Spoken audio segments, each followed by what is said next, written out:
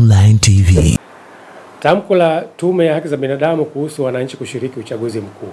Kama tunavyofahamu, tarehe 29 Oktoba mwaka huu 2025, taifa letu litakuwa na uchaguzi mkuu wa rais, wa bunge na madiwani.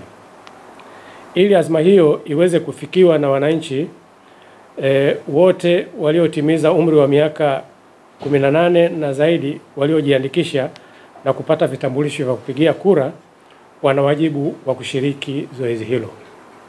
Katika kipindi hiki cha kuelekea uchaguzi mkuu, tume imefanya mafunzo kwa askari wa jeshi la polisi na waandishi wa habari katika mikoa 14 ya Tanzania bara na mikoa 5 ya Zanzibar, ikiwa ni njia ya kuwakumbusha wajibu wao wa kuzingatia haki za binadamu na misingi ya utawala bora wakati wa utekelezaji wa majukumu yao. Aidha, tume imeendelea kufuatilia kampeni za uchaguzi ambazo zinafanywa na vyama mbalimbali vya siasa.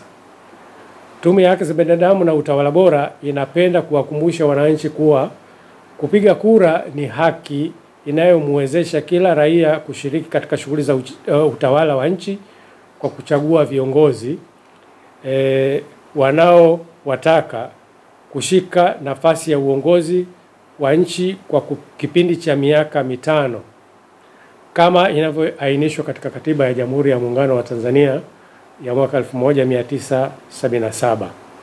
Nichukue fursa hii kutoa wito kwa wananchi wote wenye sifa kutumia haki yao ya kikatiba kwa kujitokeza kwa wingi siku ya tarehe 29 Oktoba 2025 kupiga kura ili kuchagua viongozi katika ngazi ya rais, ubunge na udiwani.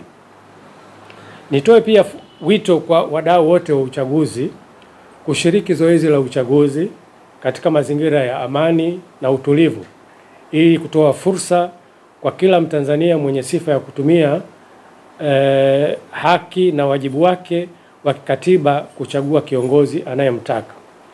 Kauli mbiu ya uchaguzi wa mwaka huu inasema, kura yako haki yako, jitokeze kupiga kura.